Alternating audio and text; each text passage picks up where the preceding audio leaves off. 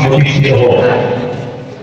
এই দেশে ইসলাম ধর্ম বাস্তবায়ন হবে, এটা কারা কারা চাইবে বলে আল্লাহু আকবার বলে জোরে বলে আল্লাহু আকবার, জোরে বলে আল্লাহু আকবার। এই কোরআনী শাসন প্রতিষ্ঠার জন্য আমাদেরকে তিনটা জিনিস ব্যয় করতে হবে। কয়টা জিনিস? সবাই কথা বলতে হবে। কয়টা জিনিস ব্যয় করতে হবে? এক নম্বর, এই কোরআনী শাসন প্রতিষ্ঠার জন্য না ঘুমিয়ে থাকলে হবে না, ঘুমালে হবে না। এই কোরআনী শাসন প্রতিষ্ঠার জন্য জীবনকে উৎসর্গ করতে হবে। যদি কোরআনী শাসন প্রতিষ্ঠার জন্য জীবন দিতে হয়, আমরা কারা কারা দিয়ে নারায়ে তাকবীর, নারায়ে তাকবীর, সবাই দাঁড়িয়েছে জীবন দিতে ইনশাআল্লাহ। দ্বিতীয়, কোরআনী শাসন প্রতিষ্ঠার জন্য সময় কোরবানি করতে হবে।